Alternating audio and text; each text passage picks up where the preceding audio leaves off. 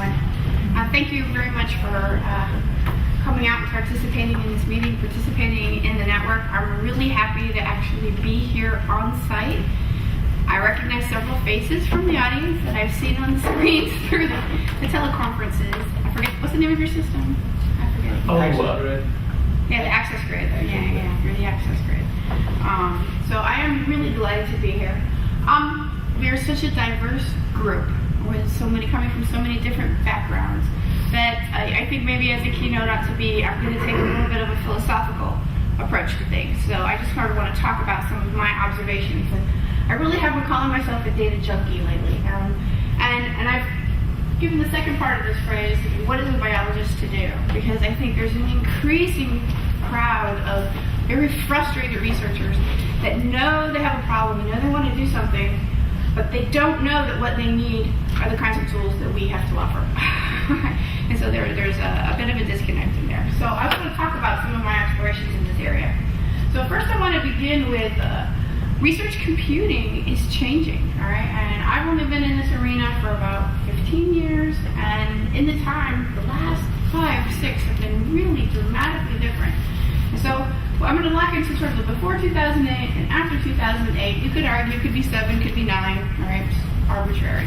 But research computing was very HPC focused. A lot of number crunching, a lot of true parallelization, MPI programs of the sorts. And the major users historically were physics, astronomy, computational chemistry, a lot of environment, meteorological type things, and the major uses were simulations. All right? I mean, this is just a gross simplification, but overall, that's where we sort of saw the field. After 2008, although things really began to change, we needed our clusters, but we've needed ever-increasing amounts of storage. We've needed ever-increasing amounts of large memory machines, and people running truly embarrassingly parallelized jobs.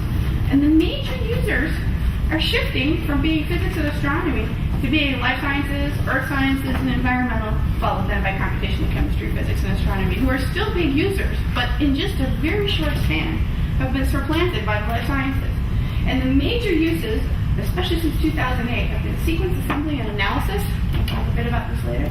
Data integration, and still a number of simulations. And then I add on to this other thing.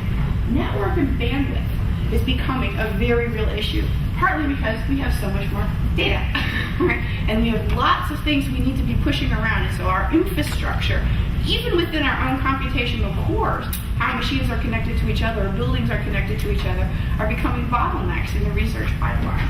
So this has been an increasing effect. So what I want to do is I'm going to switch, and I need to give full credit right here to Rob Pennington. I was at the CASC meeting, and I think this is also indicative of the change in time. So CASC is now the Coalition for Advanced Scientific Computing, okay? But it used to be for supercomputing, not scientific computing. And they changed their name again around 2008 or 2009 in recognition of the changing landscape of what a computational researcher would be doing, especially in the 21st century. So Rob Pennington gave this fantastic talk at the 2 CASC meetings ago, and his slides are available on the CASC website, that's CASC. And I pulled a few of his slides out to sort of set the tone for at least where my head is at and where I think the field is going. So I want to begin with framing the challenge. Science in a society transformed by data, right? And then modern science is very data and compute intensive, and then it has to be integrative and multi-scale. And that there's a multidisciplinary collaboration that's going to link together these complex data sets, but it's this integration of these different data is creating new communities that can work with these data that are going to lead to the sort of scientific breakthroughs that we're going to see in the next century. And it's like, we're drowning in a sea of data. This is the age of observation, right? And we're going to need distributed and central repositories. Sensor derivatives are very big on this for our NSF. We're gathering a lot of the data that they're going to be gathering. And I mean, we all probably remember seeing the covers of Nature and Science, big data and data. I mean, we're drowning in data. It's everywhere. And this is where NSF's mind is really at the moment. And so they put together a task force. I skipped over a bunch of slides, and it came forth with some recommendations. The first was infrastructure, to recognize that the data infrastructure and services, including visualization, is going to be an essential long-term research asset that's going to be fundamental to today's biology. Science would just be biology. We're going to need economic sustainability. We need to develop realistic cost models to underpin both institutional and national business plans for research repositories and data services. How are we going to share all this data? We need a culture change. We need to emphasize expectations for data sharing and support the establishment of new citation models in which the data and the software tool providers and developers are recognized and credited with the tremendous amount of work that goes into creating and maintaining these very, very valuable data sources. Coming up with data management guidelines to identify and have best practices for critical areas of data management. So one of the things that I work with is we get a lot of data from a particular community, and I'll show you some of the resources that I work on. And we've learned that if we don't have the data before publication, we'll never see it. Because after the paper is out, that graduate student, that postdoc, they've graduated, they've left, they've taken their new job, and nobody can find the data. Okay? So how do we become good stewards, right, of taking care of data? And then ethics and intellectual property, training, research, and privacy, and preserving and data access, and what and when and how should data be available. Next, and this was just sort of a really, really important slide. And so, in the scientific data challenges. So over here are bytes per day. Giga, tera, peta, hexa. This is 2012. This is only 2020. Okay? And so, if we sort of follow this around, the useful lifetime of data, they imagine to be around 10 years. And here we are now, where we have data coming from the TeraGrid or climate and environments, the Hadron Collider.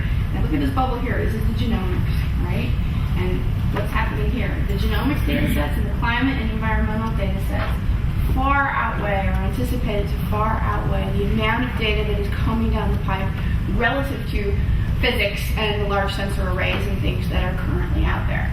And this is an 8-year timeline where we're going to be working in the peta to exabyte scale of data. How do we curate that, manage it, push it around, store it, keep it active? I was really fascinated meeting CAST.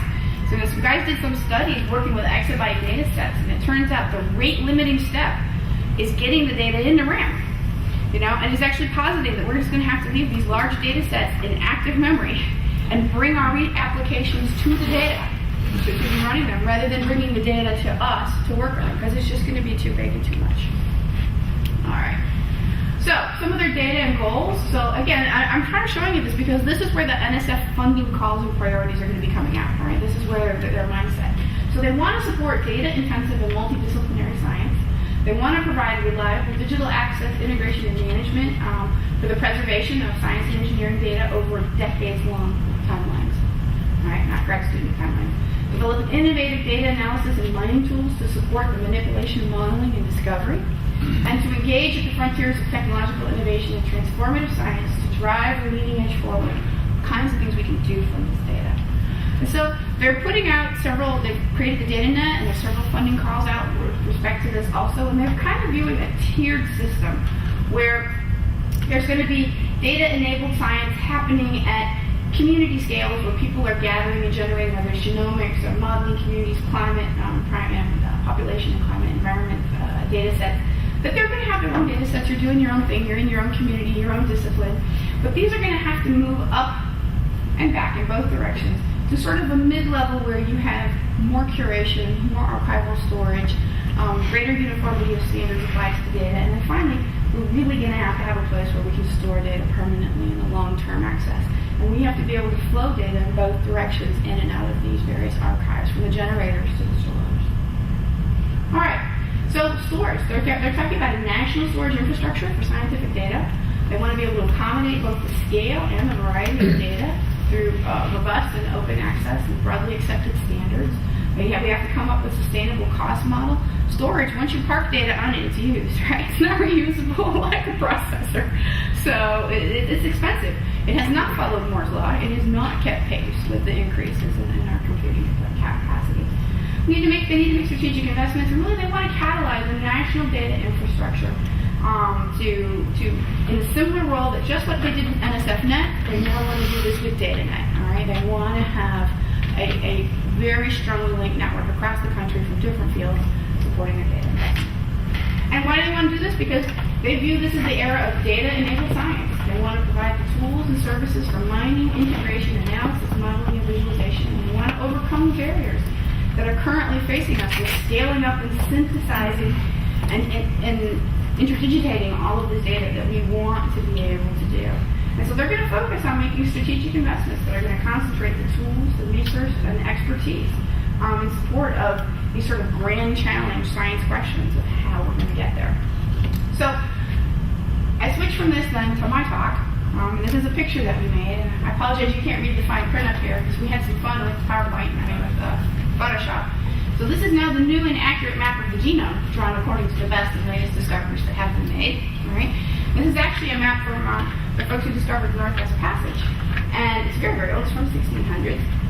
But again, it was that age of exploration. It was going and seeing and recording things that you couldn't do before. And we're on that frontier now in the biological sciences with the breakthroughs in technology that have allowed us to gather tremendous amounts of data that we are struggling to put in a context that allows it to make sense. And we have to be able to go back and draw upon these different data sources. So, the data. So I'll use the word tsunami. Right? There are tsunamis of data arriving in the biological sciences world. So, there was 1,000 genomes. They're already on to 100,000 genomes. All right, the projects are moving so quickly. And we're not just dealing with genome sequences anymore. The technological breakthroughs have happened on a very large number of fronts. So there are genomes and metagenomics. We have transcriptomes coming. We have proteomes. We have protein interactomes. We have our Snips that are coming out of the genome coverage. Copy number variations, very important in the cancer field. Metabolomes, phosphoproteomes, lipidomes. We're getting environmental and clinical isolates. Where did we find this strain with this resistance property or whatever? And we have all these phenotypic properties, right? What did it look like? Well, especially in the medical realm for dealing with disease, was it fatal? Was it not fatal? Did it cause fear? Did it cause diarrhea? What is the clinical symptomology that goes along with this? And we're going to get to the point where we're going to be able to type the host, the human, and the pathogen, and begin to study the interaction between the two. And this is an exciting frontier. Very exciting frontier. So, you may have guessed by now that I work in the disease world. Okay, so I work on infectious diseases, primarily malaria, and other pathogens that are in that particular phyla, which is called the Apicomplexa. And it's a very complicated network of data sets and interaction with the community. So there's your basic biology community that's working with experimental systems, doing basic biology, taking the parasites, working within the model systems like in mice or in non-human primates. Working on the parasite itself. There are those who are working on the vector, which is the mosquito, but if it was a different disease, it could be a tick, it could be a leech. And then we have the pathogens themselves, where you can be working on their genomes and their properties. And the whole idea is that somehow we can take all of this knowledge, whether we're doing surveillance and epidemiology, whether we're doing medical informatics, and keeping track of patient data. So, to come together to put the guy with the idea that we are improving health, right, for the global community. Okay, so I just want to let you know a little bit about the organisms that I work on. They're not your typical critters. This is a phylogram of the relationships of just the eukaryotic branches of the tree of life. So not the bacteria, okay, not the viruses, just the eukaryotes. So land plants like a tree are up here, okay? Here, humans and all animals are this little branch right here. These are all the fungi. This is like amoeba, like a camp amoeba, terrible diarrhea when you go traveling. Okay. The organisms that I work on are related over here to the chromobiolates. These are the giant sea kelps, and they finally work their way on enough to having things like dinoflagellates, cause the red tides. You ever see those when they show the pictures of the oceans when they're killing everything? Those are dinoflagellates. Paramecium. You've all seen paramecium, basic biology class, or Lucilia. And this branch right here is the Apicomplexa. Every member of the Apicomplexa is a parasite and causes a terrible disease, either of humans or of livestock. So it is very tremendous economic importance. But I raise this also because there's single-cell organisms on this branch of the tree, single-celled on this branch, single-celled on this branch, single-celled on this branch. Okay? All protists, or unicellular organisms, are not one evolutionarily related class. Okay? So they're highly distinct from each other. And I work with organisms everywhere on this tree except for this branch over here. Okay, so I mentioned that I work on malaria, and I was involved in the malaria genome project here. The genome was published in 1992. I do believe, other than the human genome, it was probably the most expensive genome ever generated. This genome is only 23 million base pairs in size, 23 megabases, but it is 80% AT. It could not be sequenced with regular chemistry. It took $35 million and 7 years to sequence those 23 million bases, okay? Very, very challenging project. We then, of course, had our human genome project, so we have the mosquito. So they're completed, and they've actually been completed for a number of years. And, you know, I was involved in this back then. We had this idea that once we had the code, we would know what was going on. We'd be able to read it and understand it and make some sense out of it, and boy, were we wrong, all right? We do have the parts of this triangle, though. We've got our pathogen, we've got our host, and we've got our vector, okay? But we still don't understand the complex interactions in between them. And what we're faced with now, we thought the genomes were a big deal, but now we've got the metabolomes, the proteomes, the transcriptomes, all right, all going on, and we have all this data, and we're still trying to say, how can we exploit all this data to come up with new therapeutics, diagnostic, epidemiological models, whatever it is that you would like to study.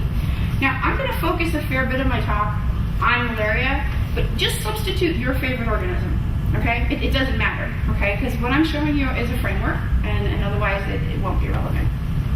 All right, so we are all having data. Genome data, blast search data, expression profiling, or Snips, comparative genomics, phylogenetics, clinical isolates coming from locations, particular phenotypes, protein structures, protein localization, protein expression, pathology analysis, our RNA-seq data, our Go function analyses, our protein-protein interactions, our chip assays. And we want to somehow, we have this sense, the scientists, that when we do these techniques, when we generate these large data sets, that we ought to be able to have the intelligence and the foresight to pull biologically meaningful insights out of it to help us solve our problems. The problem is, every one of this was generated by a different researcher, right? And often genes are called by different names, right? Getting these data sets and integrating them together to do the kinds of things we all know we would want to do with these data and that we need to do with these data is very challenging, all right? This is what I work on, okay? I love the problem of figuring out how we're going to integrate data. And I'd like to show you one solution that we came up with. It's an open source solution, I'm telling you now. That said, it takes 3 months of training in my lab to be able to do it because we didn't document it very well, okay? Okay, so what do I do in my lab? I'm primarily a data integration and tool development person, and the database that we make is called UPathBD. It stands for Eukaryotic Pathogens, and that's because we work on pathogens all over the tree of life, but they're eukaryotes. I do a bit of work on diagnostics. I mine the genomes and all these new data sets to look for better diagnostic targets so we can develop better tests. Do a lot of new genome and RNA-seq analysis. My favorite topic is by training. I'm a trained wet lab person who had to learn to program to solve my problems. And I love genome evolution. That's where my heart is. That's what I really study. On the way, we picked up evolution of transcription, and I do a lot of work now in ontologies and knowledge discovery as a way to be able to link together these different data sets. So, I'm going to argue right from the front that our problem is not a technological one. Because you can go to any travel website, and they can pull up data sets from anywhere, compare them, tell you the price, tell you the routes. These are competitors, right? But they have a common framework that they can play in because they benefit from it. And not only that, they can be really nice. They can remember your favorite trips. They remember your information, and they'll be glad to send it to the car rental company, the hotel company. All of this to facilitate making it is a data mining experiment after all, right? You're trying to find flights from here to there at this price and where you can sit and do whatever. Why can't we do that in biology, right?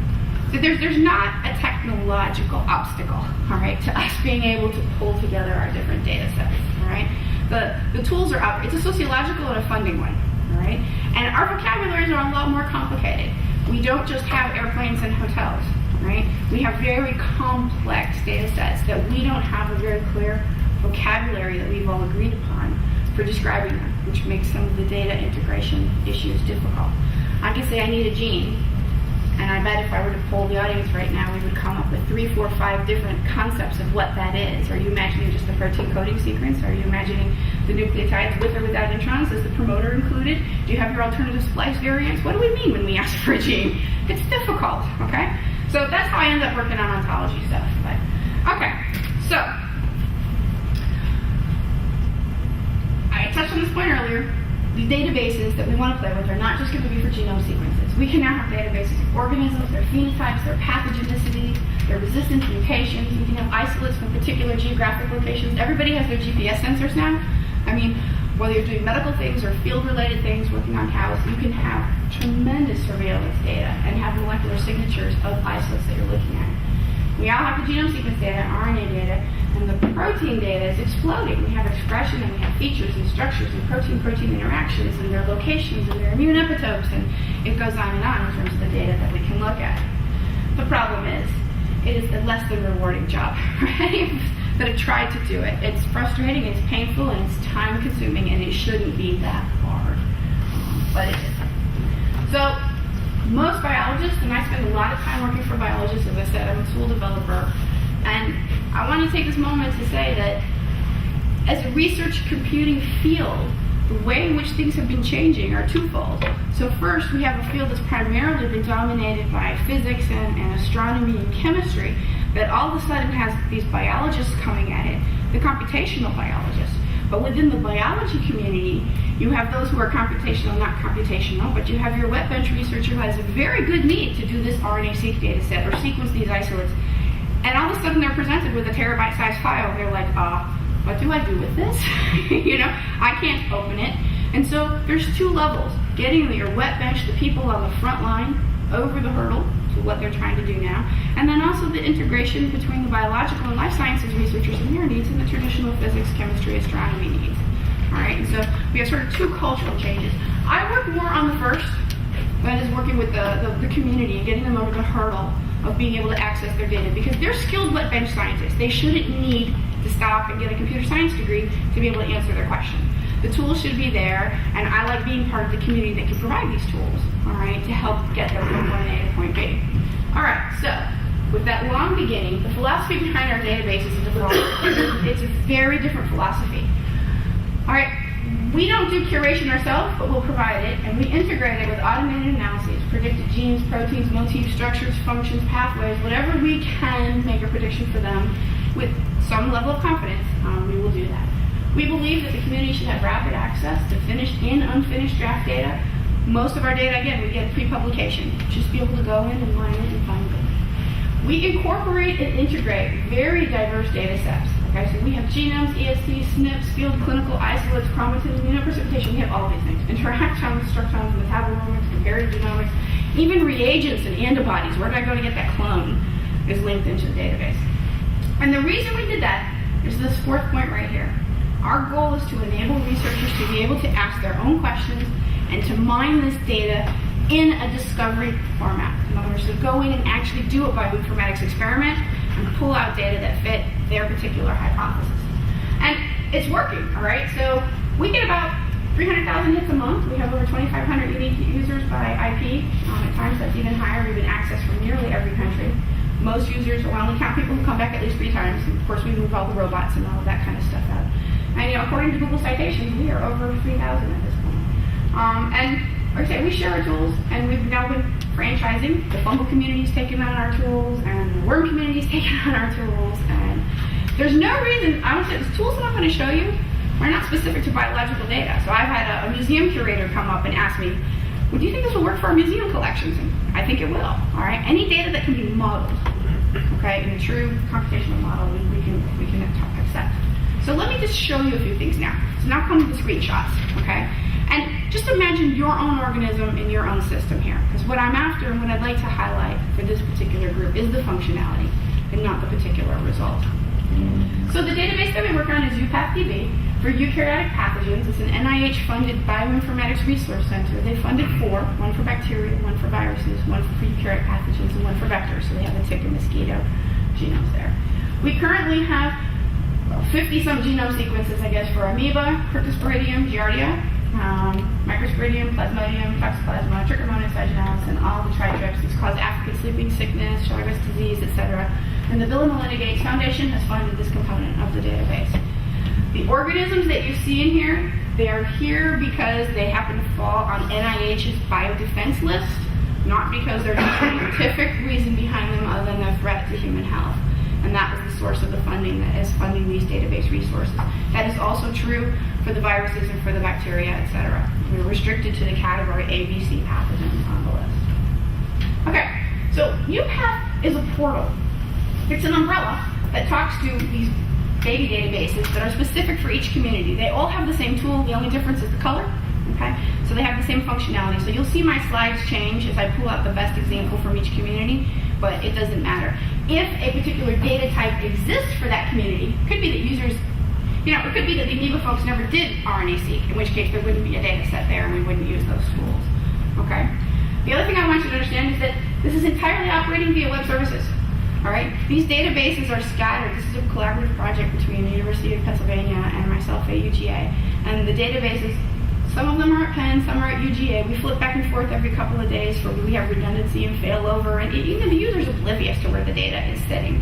And we've built an entire web services framework to handle all of our communication within and between our databases. Okay, so let's do our first bioinformatics experiment. It's actually the only one we're going to do, right? And this is a typical wet lab biology question. I'm looking for a potential vaccine candidate. You're a wet lab researcher, you have a grant, or you want to get a grant, you need your preliminary data, you need to narrow down. These genomes are very small for these organisms that I'm working with, so most of them only have 5,000 to 10,000 genes. So we need a way to take the 5,000 or 10,000 genes that are in this organism and come up with the best candidates. So how can we utilize mining the hundreds of data sets that are out there for these pathogens to answer that question? All right? And so if we were just sitting over a beer and talking about what would we want, well, if we're looking for a vaccine candidate, that means the protein has to be on the surface of the parasite or the pathogen for the immune system to see it, okay? So to get on the surface, you're going to have a signal peptide, okay? So we can look for proteins that have signal peptides. Now, that's a requirement to be a vaccine, but lots of things have a signal peptide that will not be a vaccine candidate, right? It's not an exclusive criteria. So we could also look for transmembrane domains.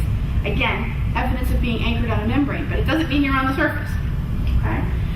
The protein would definitely need to be expressed either before or during the life cycle stage in which the pathogen is actually in the host that will mount the immune response. So in the case of malaria, it spends a good portion of its life in a mosquito.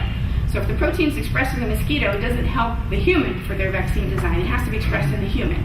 So we need to look at the RNA expression data, we need to look at the protein expression data, because just because the transcript is made, we've all learned DNA to RNA to protein, just because the RNA is there doesn't mean your protein is made.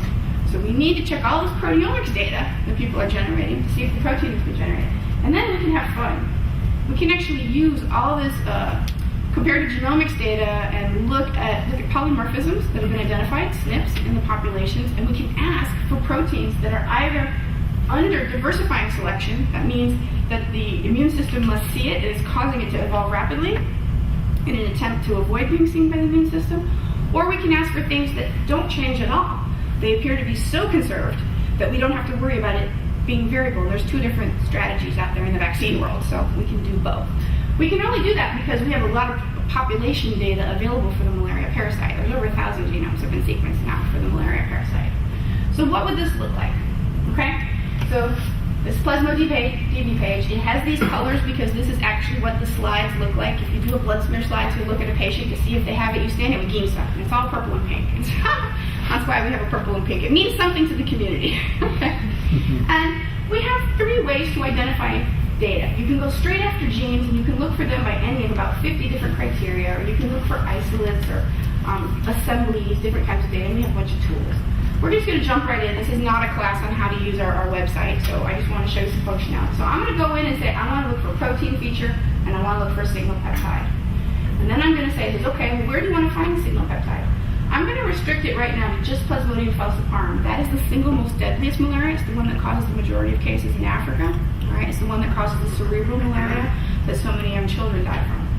So for us geeks, we can go in and open the advanced parameters. We can do all kinds of tweaking on this, okay, but I'm just going to go ahead and select it. I do that, and I've blown it up here for you, and it says, well, okay, I found 1,056 genes that have a signal peptide. And you'll notice right here it says add a step, all right? I'm going to tell you right now, we spent 2 years developing this interface. This is called our strategy system. We did human-computer interaction studies with real wet lab biologists, asking them to do things because we had a previous version of our website and they didn't use it to its full potential. When we look at the logs, people were just browsing. They weren't asking questions. So we developed this, and I can tell you unequivocally, this is a biologist has no restraint against clicking on the add a step button. All right, they will click on it.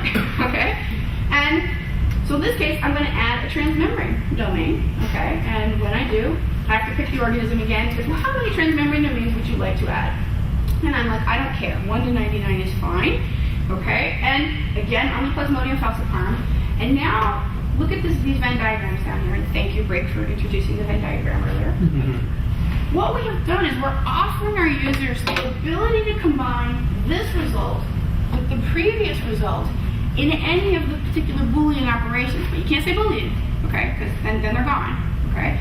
But you give them Venn diagrams, and they'll decide how they want to do it. Do they want to union the data? Do they want everything with a signal peptide in a transmembrane? Or do they want, no, only a signal peptide or only a transmembrane? Or do they want both? Okay? And so I'm going to be really strict here and say that it has to have both a signal peptide and a transmembrane. So I'm going to intersect the data set. And when I do that, oops, okay. Here's the answer. So 1,056 had a signal peptide, 1,700 had transmembrane domain, but only 697 have both. And what you'll see is it draws out your search strategy for you, okay? It's very appealing because then you're like, this is cool. So I click on add a step, okay? And so we do that, and now we want to look at transcript expression, okay? And so in this case, I'm going to pick an RNA-seq data set. It says, well, choose a data set. I picked this one. I had to pick some parameters, what I wanted. I skipped over that. It says, well, 4,900 of your genes are expressed, but only 520 also have a transmembrane and a single peptide. Okay? Add a step, right? So now I can look at the protein. I can add the mass spec evidence. And again, I had to pick only protein experiments from the stages when I would be interested in the parasites in the immune system. And now I'm down to 187 genes that meet all of these criteria. Okay? And now I can do something that's kind of fun.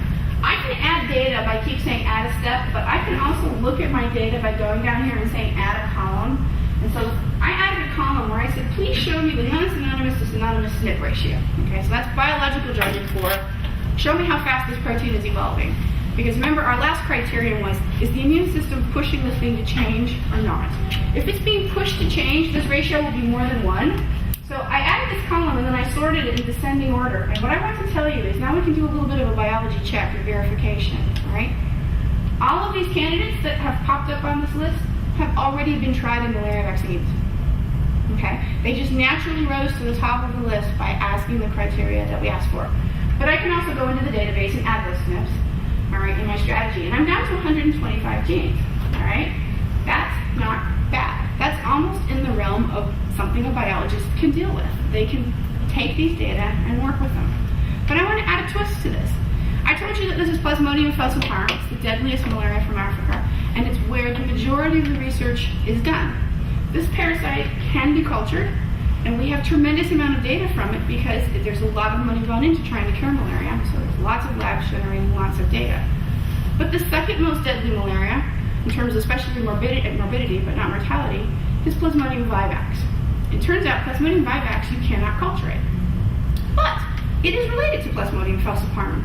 So what if you actually were a researcher trying to go into the frontiers of vivax, you could mine the data from falciparum and then transfer those results to the orthologous genes in the vivax genome. And I'll come back to orthologs a little bit later, but what we can do now is I can go in here and say, get me the orthologs of the genes in the previous step, and it says, what do you want them for? I want them for this other organism, Plasmodium vivax. And it says, okay, and there's 109 genes that fit that criteria. And you'll notice we've changed the icon shape and color so that we're telling you we've transformed that data into something completely else. It's from another organism now, right? But we had all of this pre-calculated in the background so that the users can just ask for what they're looking for, all right? Now, many of us have worked with biologists. Some of you probably are biologists.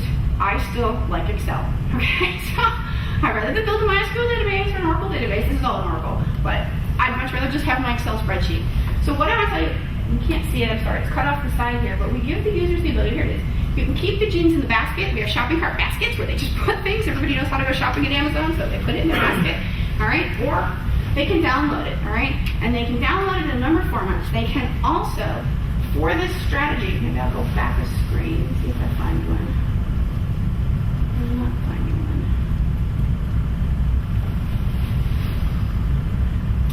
When you build a strategy, you have the ability to rename it, to copy it, to save it, to share it, okay?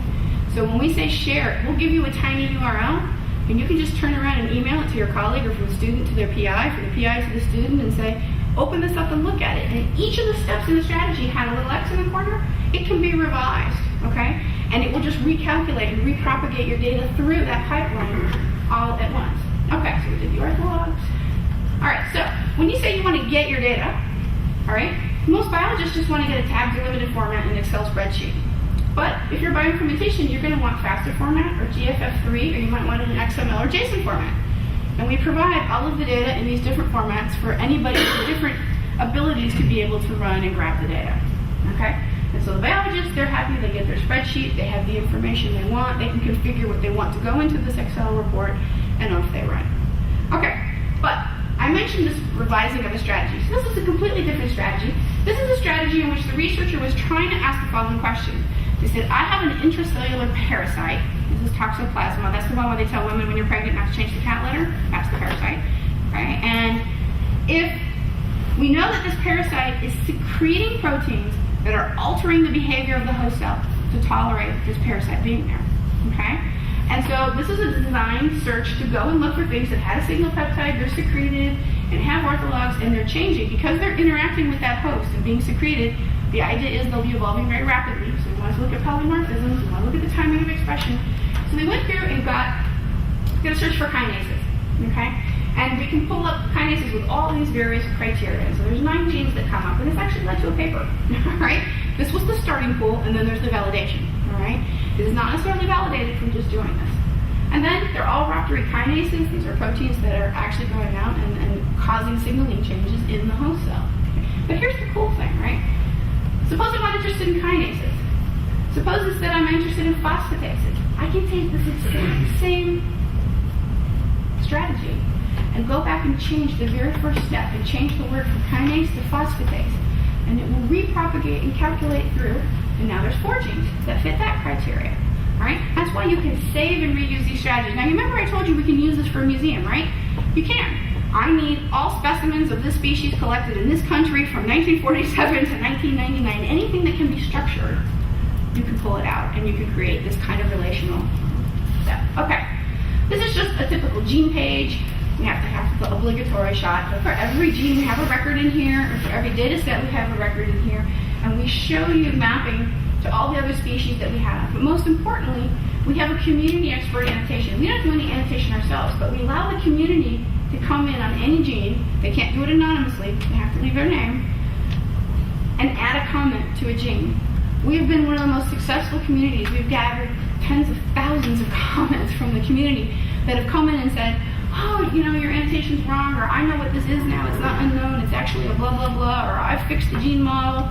And when they add this, that comment is live within 10 minutes, okay? We have an external database that's constantly updating and linking.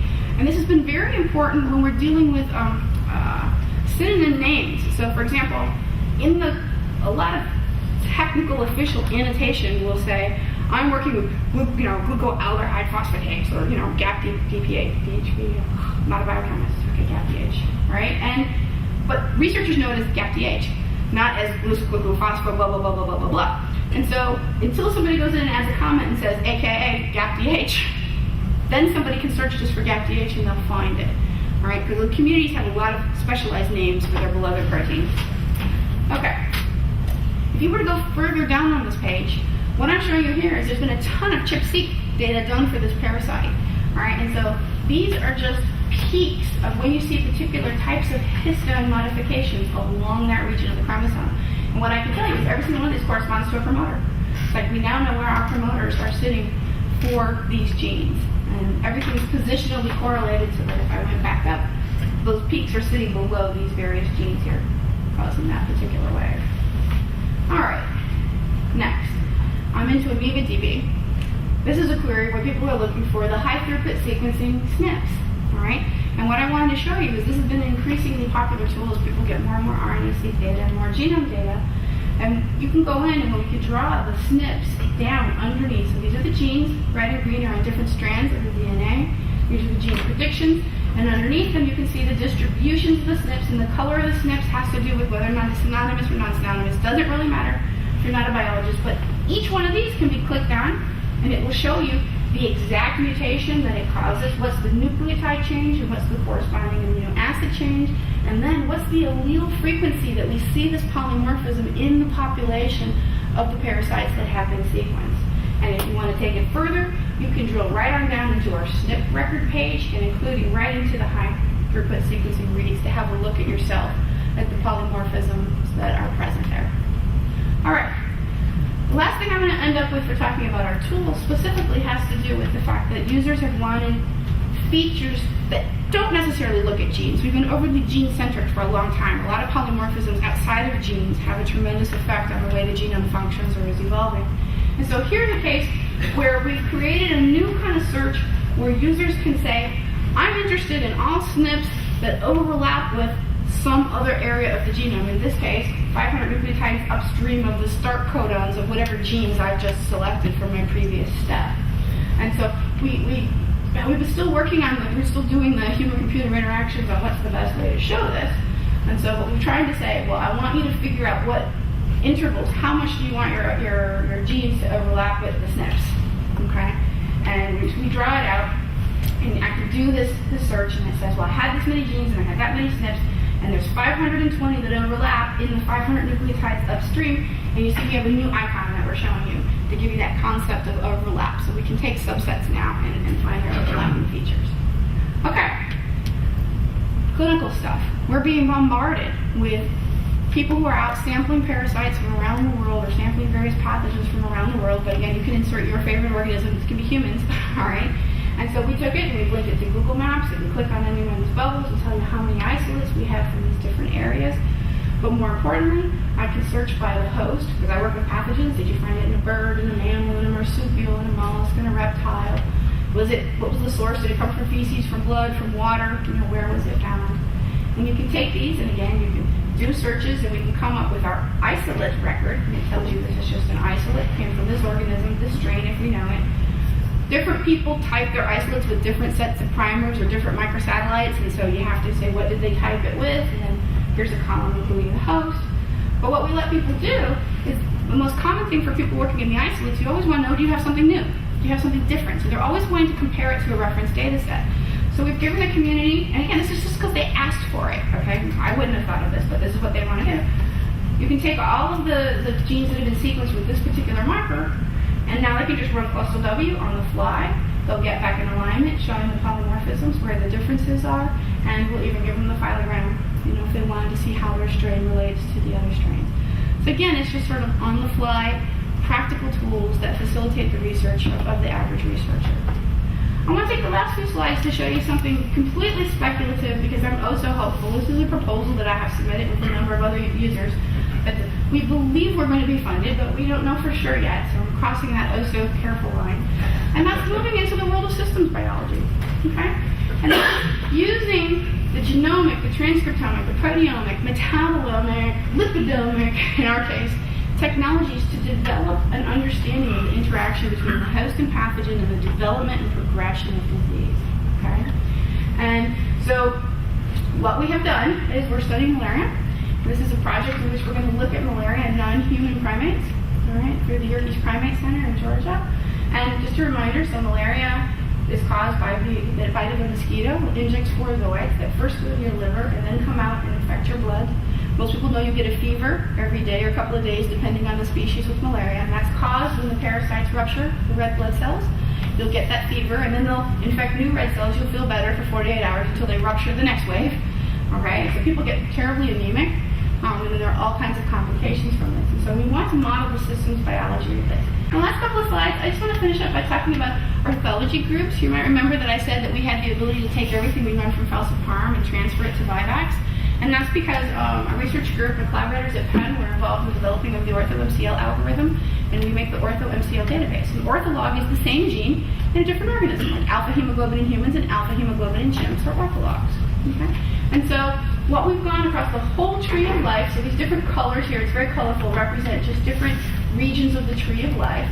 And the numbers below each group tell you how many of the genes were found in those organisms. Right? So, and what we've done is we give people the drawing of the domain structures. We show how all the proteins are related because of multiple sequence alignments, and you can download all the members of this orthologous group. We do this for many, many more organisms than we actually maintain in the pathogen site. So the two sites are separate but linked. So why did I tell you all this? Because I'm interested in genome evolution. So for me to see how the genome evolves, I can only do that if I can find the same gene in both organisms and ask where is it, what is it doing, okay? And so this is exactly what I do. So this is a comparison of two genomes. On this side, we have 14 chromosomes from Plasmodium falciparum, the deadliest, and then the second deadliest, Plasmodium vivax over here. And so what we can do is we can follow that all the genes that were in the same order, we're following synteny, not just presence, but same order and orientation in each genome.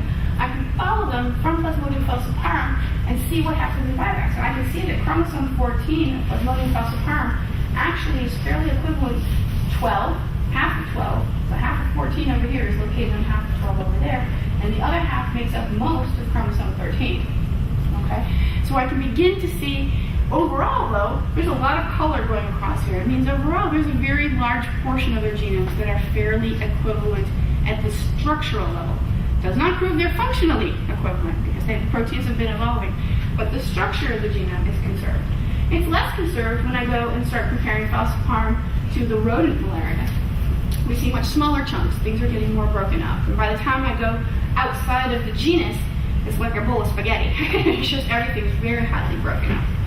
Okay, so I'm going to end where I began, all right? And the challenge, we are faced with a rapidly expanding range and diversity of genomic and global data sets, okay? And we have the genomes. We're working on building the tools. And our goal is to come up with real practical translatable solutions into the world, right? And I encourage people to take a walk in the data and forge the tools and pave the way to help us get to that next platform. So this is a huge project. This is 1/3 of the staff. They're located with me in Georgia. There's another 2/3 located at Penn. We're a group of about 30 people that maintain and build this database called BBTV. I have two co-conspirators. This is Chris Stockard and David Roos at the University of Pennsylvania. He's the main PI of the project. Chris and I are co-PIs. And more than anything, though, I actually need to thank the community for sharing their data, often pre-publication. Again, I told you, we don't fetch data. People give it to us, okay? And once the community saw their data in this framework and saw what they could do with it, they voluntarily give it to you because it facilitates their research to be able to see their data in the context of all the other data and ask the kinds of questions that they would like to ask. And again, more than half of the tools that I've shown you today were suggestions that come from the community saying, why can't I do this? I want to be able to get from here to here. I want to be able to connect this to that. And so I'm really very, very thankful to the community because they are what keeps the project alive. That and a lot of money from NIH and the Bill and Melinda Gates Foundation. I'll stop there. Thank you.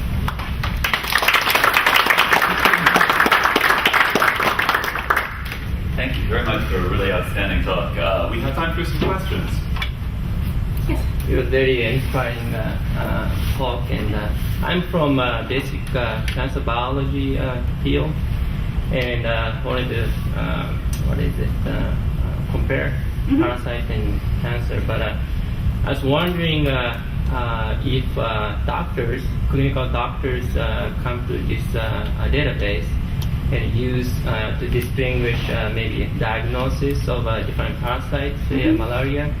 And also, if there's any clinical trial going on to select certain patient, say you introduce some, say a vaccine, say, okay, this patient has particular, not patient, but the parasite has particular mutation in its genome, and so maybe he or she is not appropriate candidate for this particular trial.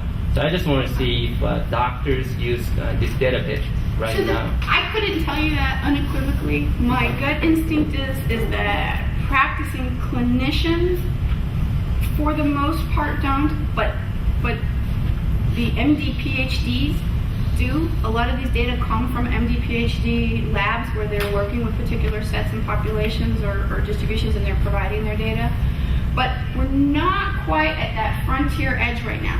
The kind of data that you're talking about is being gathered. So there was a Bill and Melinda Gates funded a huge project coming out of Oxford that's headed by Dominic Kwiatkowski, and a network of more than 30 or 40 researchers and ethicists, etc., scattered across Africa. And what they're doing is they're typing 10,000 humans who developed severe cerebral malaria with then controlled cohort groups, because there's a lot of different tribes and backgrounds, and so it's complicated to get the structure. If you see a difference, you don't know if it's because of the tribal difference or if it's because truly a polymorphism that affects cerebral malaria.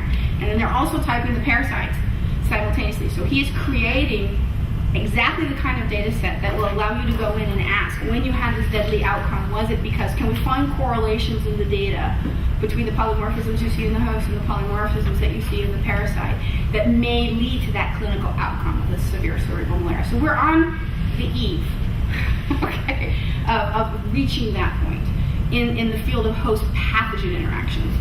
So, I mean, in the case of cancers, where the host is the host, I mean, you have the cancer sample itself, and that community is further ahead than we are. In the parasite community, for the most part, research has focused on the parasite until the last few years. And we've really just begun to understand, too much work was done, in my opinion, on lab isolates, and so that have been cultured for 20, 25 years in isolation, and it turns out when you go and look at nature, what's actually affecting people now, there's quite a few differences.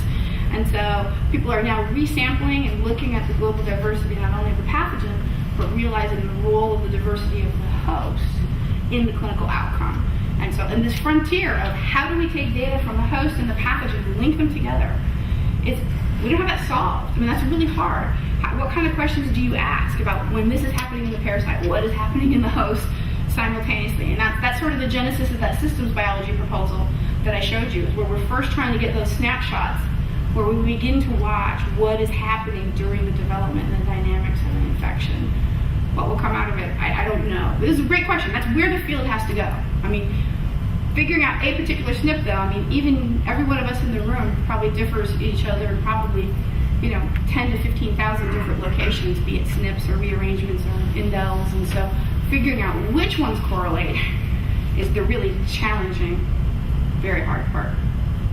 I think we have time for one more question. Prisca. Yeah, this was really inspiring. Thank you so much. It's a huge project, and I think that when I look at it, it's like you have a role of not only a life scientist, but database designer, interface designer, visualization designer. So I think it'd be great to get your perspective of how do you get all that knowledge if you're really training as a life scientist, for example, and what are we going to have to do to educate the people that are going to 10 years or 20 years down the line going to be doing this, either wet lab scientists, because currently, as you know, I know this, that you can't say Boolean to a life scientist at a wet lab because their hands are going to go up and their eyes glaze over. Right. But, what do we do to kind of bring this together? And I think this has been an issue for quite a while, because these seem to be, in a way, very disparate fields, where how do we bring them together, and how do we talk to each other, and how do we bring this to the next level if it takes us so long to learn it anyway? Yeah, that's a really good question. I can tell you what I'm doing. I don't have the global answer. I wish I did, but my lab is a wet lab and dry lab, quote unquote. And students come to my lab, I find they're attracted to my lab because they will get exposed to both. It's my feeling that as an educator, with a traditional wet lab, my home is in the Department of Genetics, okay? That if I don't teach my students how to deal with data, that is what they need to have to be prepared for the next generation, And so I have some students who say, I only want to do wet lab. And I can tell you that by the time they've graduated, they've learned the program, okay? The people who come and saying, I only want to do computational, only about half will do something in the wet lab. At some point, they'll get curious and want to test something they found. Okay, how do you do PCR? They want to come and find that. And so, but it is challenging, and nobody can do it all. And I think that's the really nice part about the interdisciplinary aspect. If we can at least get to the point where we have a large enough community that speaks enough of the same language, then I can't be an expert in all those areas you recommend. It's not possible. It's not humanly possible. But if I can find the person that understands me, and they're an expert in that, and some of their friends an expert in that, then together you build this community and get somewhere. My hand-waving answer. Thank know there are other questions. Maybe we can do those over lunch and other times, but we can have a 10-minute break now. But let's give a warm thanks again to Dr.